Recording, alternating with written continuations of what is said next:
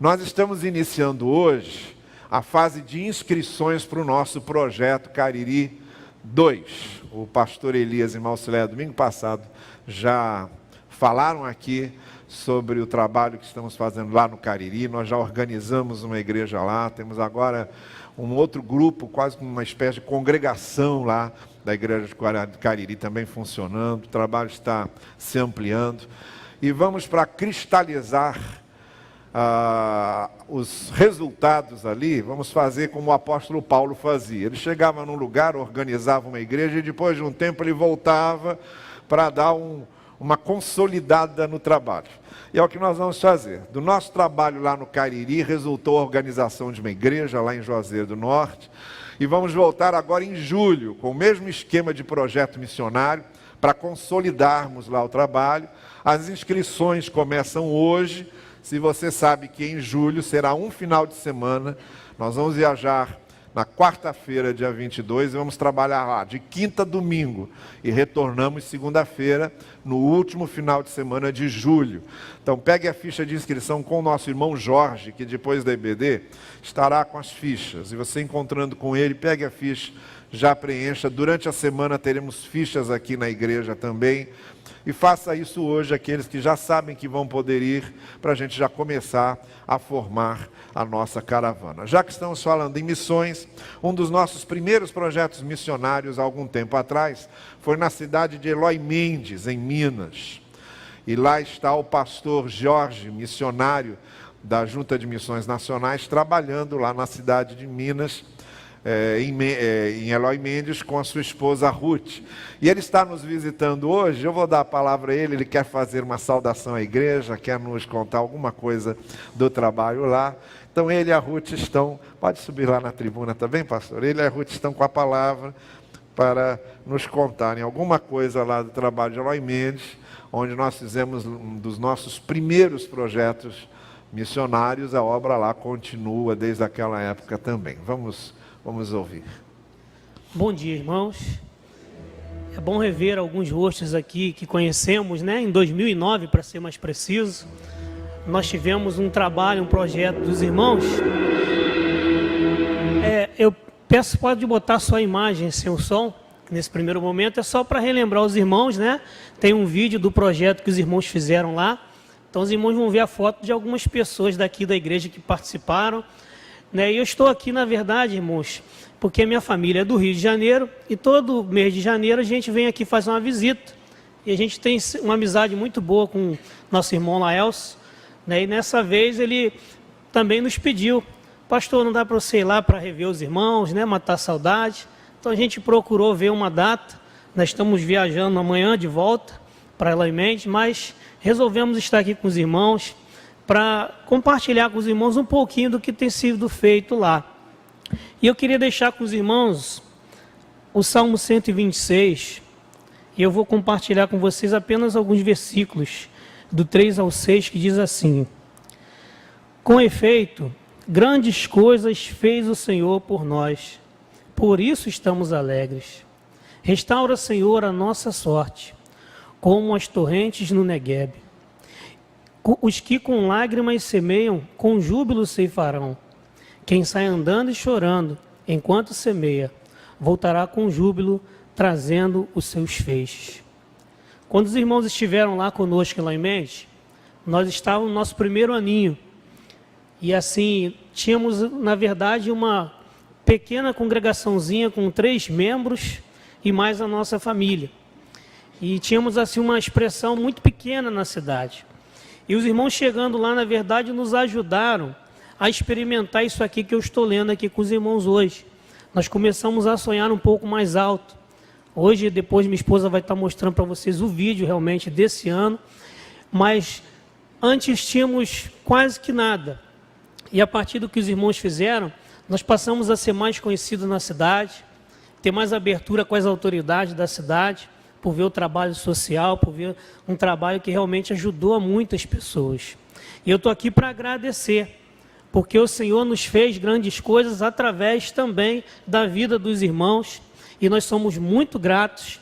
Trabalhamos e semeamos realmente com muitas lágrimas, muitas lutas, mas o Senhor está nos ajudando, está nos abençoando, e hoje nós já temos uma congregação com 15 membros, mais uma frequência de 40 pessoas assim assíduas, que têm assim dado muitos frutos. E daquele trabalho ali, gente, em 2009, nós temos 2 famílias fruto daquele trabalho, que não tomou a decisão de ficar logo, mas depois de 3 anos, nós temos ali um rapazinho chamado Richard, que realmente se converteu e tem levado toda a família para Jesus. E um casalzinho que a Rosane foi junto com a gente entregar bolsas, né, com alguns irmãos. Então tinha uma irmã que trabalhava no postinho de saúde. E a Vívia hoje está lá com seu esposo, com seu filho, congregando conosco e tem nos ajudado muito a desenvolver a nossa missão ali. Amém? Então, minha palavra é essa, sentido de agradecer e dizer para os irmãos que os frutos do passado estão lá dando realmente respostas para nós no momento atual e com perspectiva de um futuro ainda melhor. Amém? Então, minha esposa vai estar passando um vídeo realmente da retrospectiva, né, de 2014, e ela vai lançar para os irmãos somente alguns desafios que nós temos para esse ano. Mas minha palavra é essa. Muito obrigado por toda a ajuda que os irmãos nos deram em 2009. Amém? Esse você pode deixar o som, que é a retrospectiva, vocês vão ver, depois minha esposa vai estar fechando.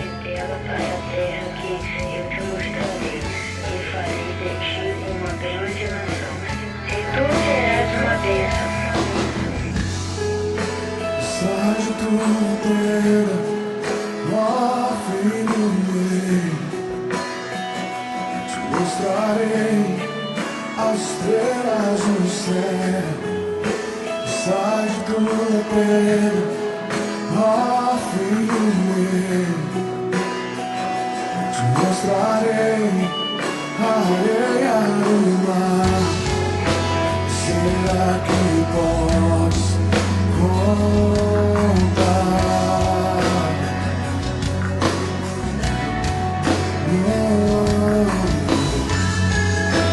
Será que posso imaginar tudo aquilo que sonhei para ti? Filho meu, o que minhas mãos fizeram para ti? Filho meu, minha bênção será sobre ti. Uma nova história Deus tem pra mim. Um novo tempo Deus tem pra mim. Tudo aquilo que perdido foi, ouvirei de sua boca e te abençoarei.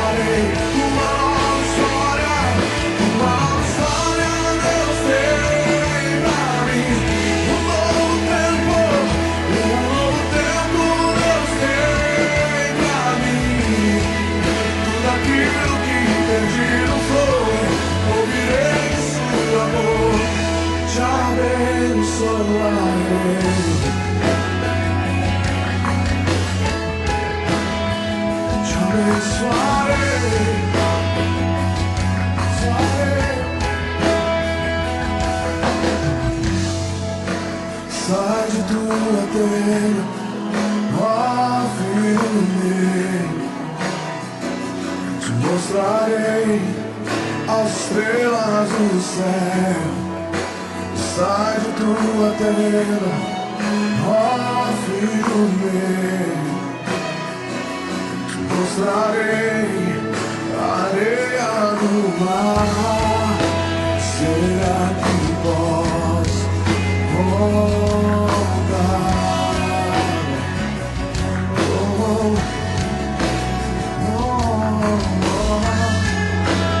Será que posso imaginar tudo aquilo que sonhei para ti? Filho meu, o que minhas mãos fizeram para ti? Filho meu, minha bênção será sobre ti. Uma nova história Deus tem pra mim.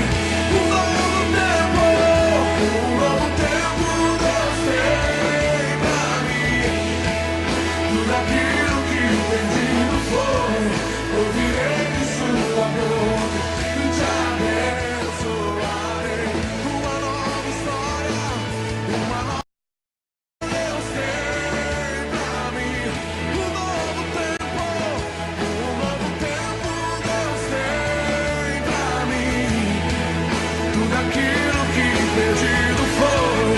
Ouvirei sua boca e te Amados, abençoarei. vocês viram aí, né, tudo aquilo que aconteceu no ano de 2014. E vocês viram aí que 80% da nossa igreja é nova geração, né? Crianças, adolescentes e jovens. E nós temos um grande desafio ali de agregar famílias. E esse é um dos nossos objetivos nesse ano de 2015. Alcançar famílias, né? Trazer os adultos também para a presença do Senhor Jesus. A família até desses meninos que têm frequentado lá. Nós temos trabalhado embaixadores, vocês viram aí a maioria das fotos, trabalho com embaixadores. E também estamos iniciando trabalho com as mensageiras, né? A estratégia do esporte é que tem atraído, né, o jovem, que é um campo aberto ali na cidade de Eloy Mendes, para ouvir o Evangelho do Senhor Jesus Cristo. E quem trabalha com nova geração tem gastos extras, né, gastos além da paciência que a gente tem que ter, nós temos que também ter, né, um apoio financeiro. E é esse tipo de apoio também que eu quero deixar esse desafio para os amados. O desafio de continuarem orando pelo trabalho em Eloy Mendes, orarem pela nossa vida, a nossa família, né? Não sei se vocês viram ali o retrato das 3 crianças, né? São os nossos filhos, como eles estão atualmente, né? 12 anos, 10 anos e 8 anos. Graças a Deus, crescendo na presença do Senhor Jesus. Batizamos a Gemima, né, a nossa caçula, com 8 anos, né, nesse ano de 2014. E eles estão ali nos apoiando no trabalho. Então, que os irmãos continuem orando por essas estratégias, pequenos grupos que nós estaremos fazendo nos bairros ali na cidade de Eloy Mendes. Continuem orando para que Deus quebrante o coração do povo, que ainda não entende, né, a importância do Evangelho, não entende que precisam abandonar certas práticas, certas crenças e aceitar o Evangelho puro do Senhor Jesus. Os irmãos continuem orando. E o desafio também financeiro, nos apoiar nesse trabalho, né, o trabalho com embaixadores, o trabalho com esportes. Nós vamos estar iniciando também um trabalho com esporte com as meninas, futebol e voleibol, e nós estamos precisando desse apoio. Além de estarmos também, né, no primeiro momento, os irmãos nos ajudaram ali.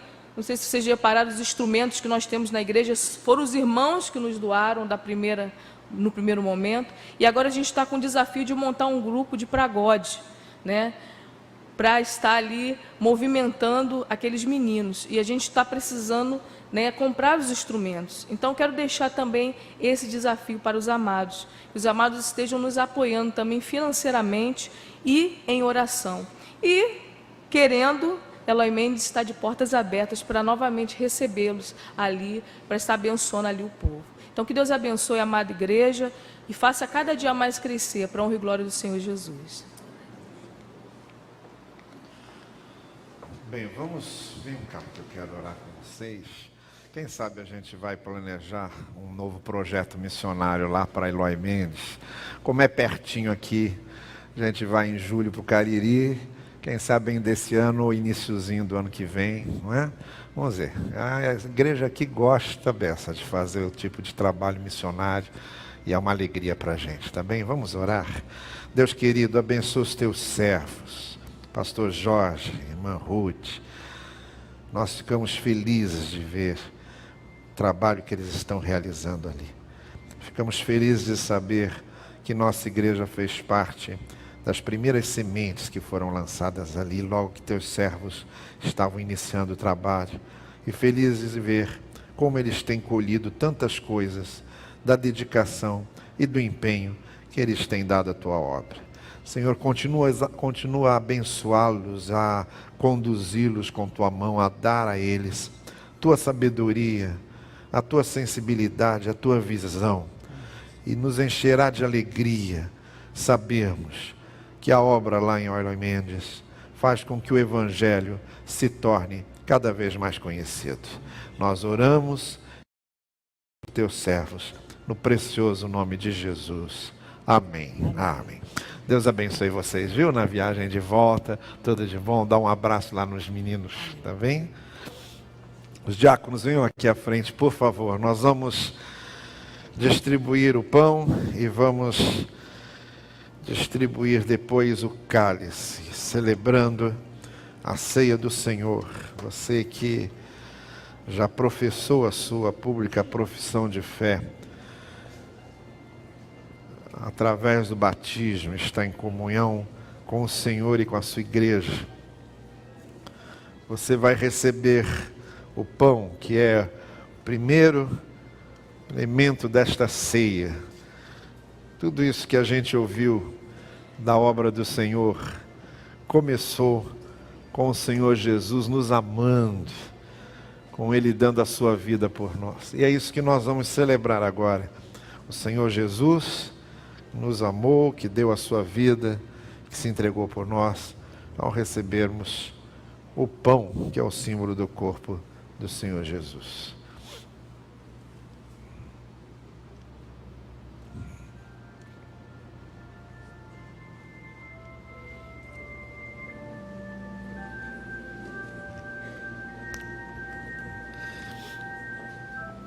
Nós vamos ouvir o coro ictus que vai cantar enquanto o pão é distribuído.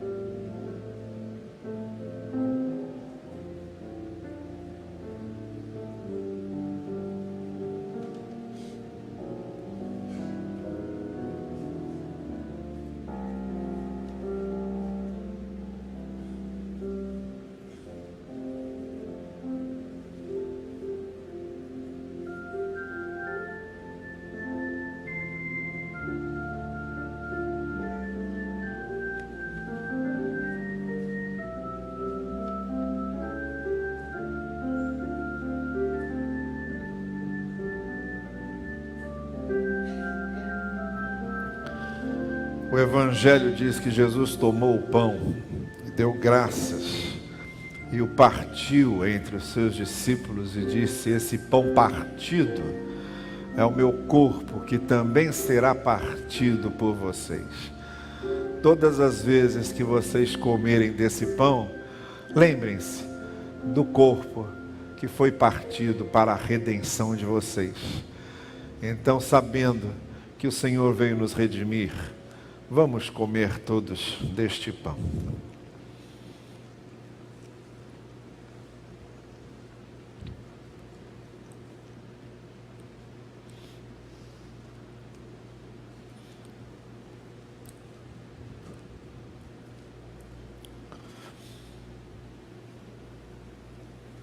Diz assim o apóstolo Paulo, escrevendo aos Colossenses: quando vocês estavam mortos em pecados, Deus os vivificou com Cristo.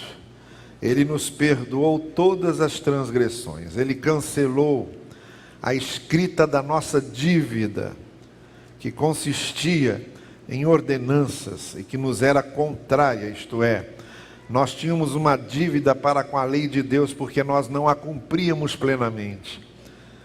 E ela era contrária a nós, porque ela nos condenava. A nossa dívida nos condenava. Mas o Senhor nos perdoou. Mas como foi que Ele perdoou? Dizendo: está perdoado? Dizendo: vai, tudo bem, não há problema? Não. Como foi que Ele perdoou?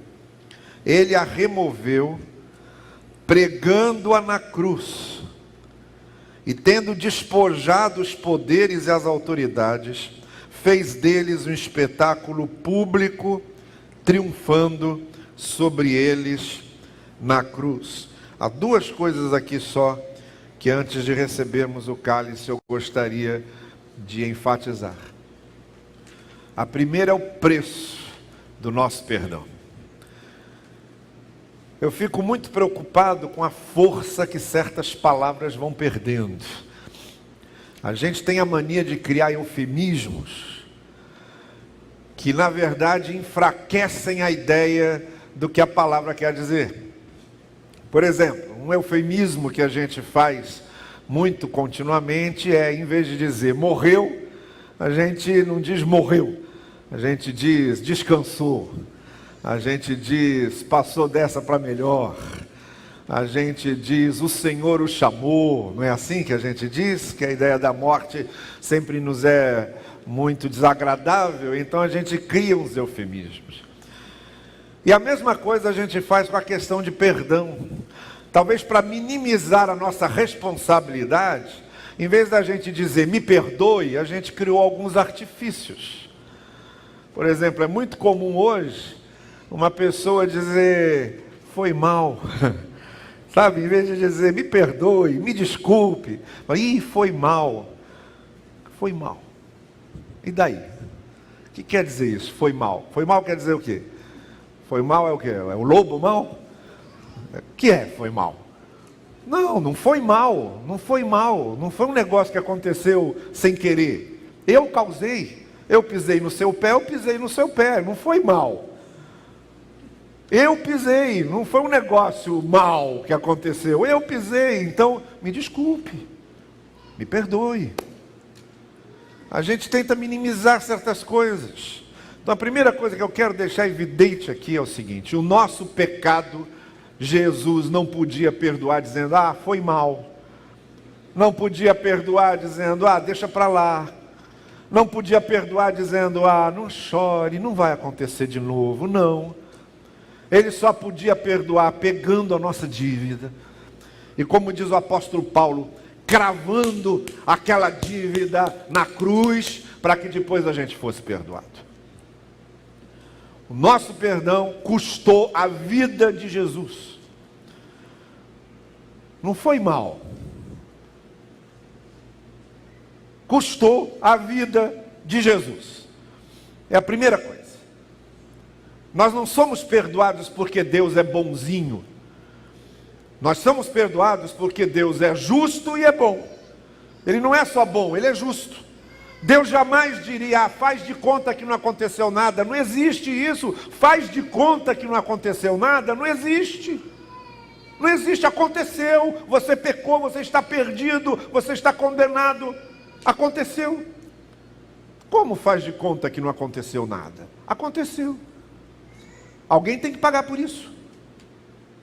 Alguém tem que pagar por isso. E Deus jamais deixaria um pecado sem pagamento, sem condenação, sem punição, porque Deus é justo. Deus é justo. A gente critica a impunidade nos outros. A gente acha que os políticos é que saem impunes. A gente critica que os outros não são punidos, mas quando se trata da gente, a gente não pensa que nós também precisamos ser punidos. E porque Deus é justo, Ele condena, mas só porque Ele é graça, Ele não quis condenar-nos, mas precisava ser pago. Alguém precisava pagar esse preço. E quando o apóstolo Paulo diz que cravou em Jesus, e quando a gente diz uma frase que a gente diz, Jesus morreu por nós, a maioria não tem a menor ideia da profundidade que isso significa. Jesus morreu por nós, quer dizer que Deus fez o seguinte, me tirou da cruz, disse, vem cá Carlos, fica aqui um pouquinho. Aí botou Jesus lá no meu, olha aqui, Jesus, está vendo? Jesus agora aqui é Carlos. Jesus agora aqui é Carlos. E o pecado que eu estou cravando aqui, eu estou cravando em Jesus, mas como se eu estivesse cravando em Carlos, porque é Carlos que está aqui simbolizado por Jesus. Foi isso que ele fez. Foi isso que ele fez. E depois, quando ele ressuscitou Jesus dos mortos, ele diz, olha, já que Jesus foi lá e ficou no seu lugar, eu disse, sai daqui Carlos, agora Jesus vem morrer. Eu também participo da vitória de Jesus, porque a mesma graça diz, agora não é só Jesus que está ressuscitando, você está ressuscitando junto com Jesus. É isso. Foi isso que a graça de Deus fez. E foi isso que Paulo está dizendo. A segunda coisa que foi pública. Pública. Jesus foi envergonhado na frente de todos, foi condenado na frente de todos, estava crucificado nu, vergonha das vergonhas. Todo criminoso era crucificado nu, ficava horas a fio nu, pendurado naquela cruz. Nenhum familiar aparecia, ali naquela hora não tinha pai nem mãe, não tinha amigo. Quem passava, passava de longe fingindo que nem conhecia, porque era a vergonha das vergonhas exposto diante de todos, dizendo isso aqui é um criminoso que agora está pagando por seu crime. Por isso Paulo diz, foi um sacrifício público, para ficar evidente e patente diante de todo mundo, que o Senhor Jesus estava morrendo por mim, por você, e nele estava sendo cravada a condenação da nossa dívida, ele pagando por nós. Então não é pouca coisa o que está acontecendo aqui agora. Não é pouca coisa nós dizermos que o cálice representa o sangue de Cristo. Quando nós recebemos o cálice que representa o sangue de Cristo, nós estávamos dizendo, eu é que devia estar lá, mas Jesus esteve por mim. Eu pequei, e pecado significa morte, significa condenação. Eu fui culpado, e o Senhor assumiu a minha culpa, não era a culpa do mundo, era minha. A minha culpa é que o Senhor Jesus estava assumindo, do mundo todo, inclusive minha. E quando eu tenho essa consciência, cada vez que eu pego este cálice e olho aqui para o símbolo do sangue de Jesus, eu sei o preço que custou a minha salvação. E eu sei exatamente o que significa dizer que eu estou perdoado pelo Senhor. É o que vamos dizer daqui a pouquinho, ao bebermos este cálice que receberemos agora, enquanto ouvimos o interlúdio.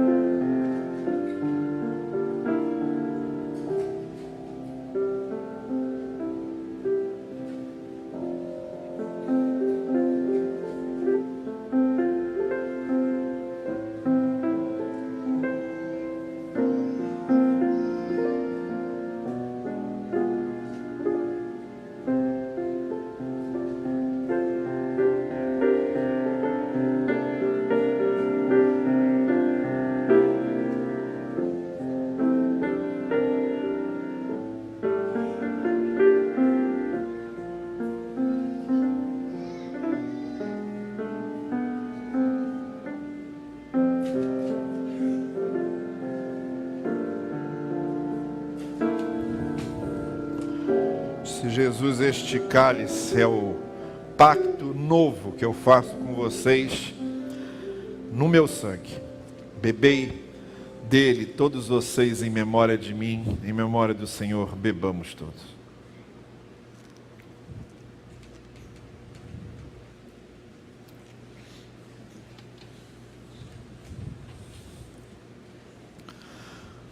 Vamos encerrar cantando esse último hino que está impresso em nossa ordem de culto, que fala desse rei, que era o rei da glória, que deixou a sua glória e veio para salvar-nos com seu amor espontâneo, por sua própria vontade veio redimir-nos. Vamos ficar todos em pé e vamos cantar. Os diáconos podem voltar para os seus lugares. Vamos encerrar esse momento da ceia cantando o Rei da Glória que veio a nós.